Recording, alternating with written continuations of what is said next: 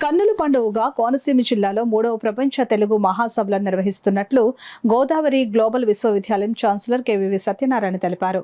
కాకినాడలో ఏర్పాటు చేసిన మీడియా సమావేశంలో కెవివి సత్యనారాయణ మాట్లాడుతూ 3వ ప్రపంచ తెలుగు మహాసభలు అమలాపురంలో 28 నుంచి మార్చి 1వ తేదీ వరకు కిమ్స్ మెడికల్ కళాశాల ప్రాంగణంలో నిర్వహించడం జరుగుతుందని వివరించారు. న్యాయ వ్యవస్థ, శాసన వ్యవస్థ ఇవన్నిటితో పాటు వారు కూడా తెలుగులోనే ఇప్పుడు కూడా అంతా కూడా 2 భాషల్లో కూడా మనకి ఉత్తర ప్రత్యక్షాలు జరుపుతున్నారు. మనది ప్రాచీన భాష తెలుగు భాష. ఇది ఎట్టి పరిస్థితుల్లోని మనకు ఉన్నటువంటి అవకాశంలో శ్రమ తీసుకున్నా సరే చేయాలన్నటువంటి సంకల్పంతో గత 3 సంవత్సరాలుగా మనం నిర్వహిస్తున్నాం. ఈ పద్యాలు, గద్యాలు, స్తుతులు, స్తోత్రాలు ఈ పోటీలు 4 మాసాలుగా మేము ఇక్కడ నిర్వహిస్తామని చెప్పడానికి కూడా సంతోషిస్తున్నాం.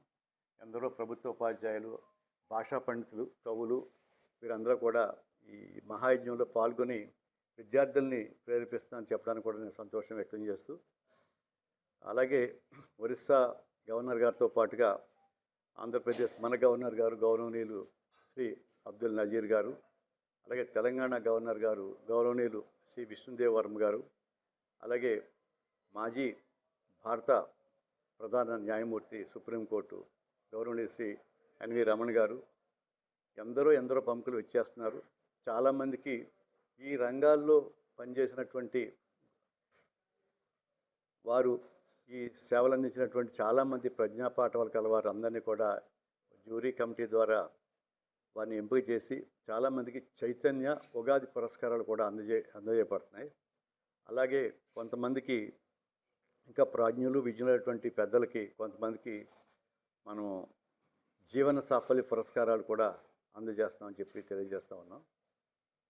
అలాగే ఇప్పుడు చిరంజీవి చారిటబుల్ ట్రస్ట్ ఉంది, పశ్చిమ గోదావరి జిల్లా చిరంజీవి గారు, వారికి చేసినటువంటి బ్లడ్ బ్యాంకు, ఐ బ్యాంకు ఇవన్నీ కూడా ఆర్గాన్ బ్యాంకు ఆయనకి వారికి వీలుపట్టలేదు రావడానికి, కొంచెం ఆ రోజుల్లో వీలుపట్టలేదు.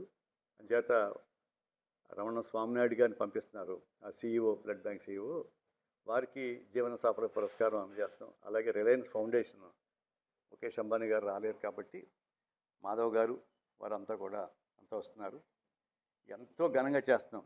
మా పాత్రికేయ మిత్రులందరికీ ఒకటే విన్నపం, వందల మంది కవులు, కళాకారులు ఆ ప్రాంగణాన్ని కూడా అత్యంత అద్భుతంగా తీర్చిదిద్దుతున్నాం. మీరు చూస్తే నిజంగా తూర్పుగోదావరి జిల్లాలో ఎప్పుడు కూడా మీరు చూడనటువంటిది అక్కడ ఒకే ప్రాంగణంలో 2 రోజులు అంటే 3 రోజుల పాటు 27 కూడా వేరే కార్యక్రమంతో చెప్తాను, ఆధ్యాత్మిక కార్యక్రమం.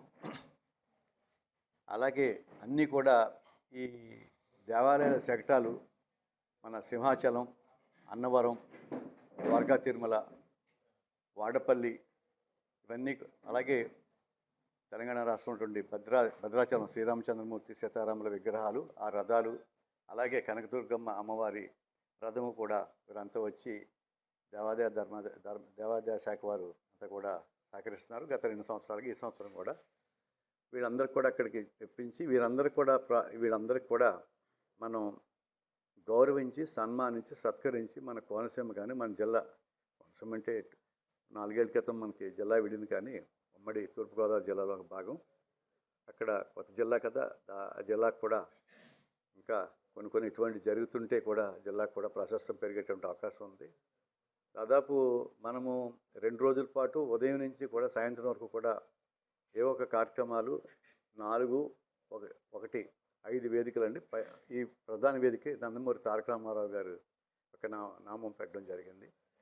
అన్ని పత్రికలకు సంబంధించినటువంటి అంశాలు కానీ, ఎలక్ట్రానిక్ మీడియా, ప్రింట్ మీడియాకి సంబంధించి, అలాగే న్యాయ వ్యవస్థకు సంబంధించి కూడా అన్ని సభలు, అక్కడ సమావేశాలు పెట్టి ఇవన్నీ కూడా చేసి, ఒక ముఖ్యమైనటువంటి ఉద్దేశం ఏంటంటే శాసనసభ స్పీకర్ గారు మన 3 రోజుల పాటు సమావేశాలు జరుగుతున్నాయి.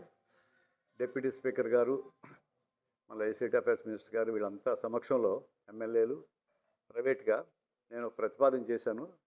ఆ ప్రతిపాదన ఏమిటంటే, ఇవాళ వెంకయ్యనాయుడు గారు కూడా నేను విజయవాడ సభలో చెప్పారు, తప్పనిసరిగా తెలుగు మాధ్యమంలో చదువుకున్నటువంటి విద్యార్థులకి 10% తప్పనిసరిగా ఉద్యోగ కల్పనలో, ప్రభుత్వ ఉద్యోగాల కల్పనలో రిజర్వేషను ఉండాలని చెప్పేసి ఒక ప్రధానమైనటువంటి అంశాన్ని డిమాండ్ను దాన్ని కూడా ఆమోదించి ఈ 7వ తారీఖు వరకు కూడా శాసనసభ, శాసనమండలి సమావేశాలు ఉన్నాయి కాబట్టి ఈ 1, 2, 3 సెలవు 4, 5 తారీఖుల్లో పెట్టించి 6, 7 తారీఖుల కల్లా దాన్ని చేసుకునేటువంటి విధంగా మనం గౌరవ ముఖ్యమంత్రి గారితో కూడా చెప్తే వారు కూడా మనం మాట్లాడితే వారు కూడా చాలా సంతోషించారు.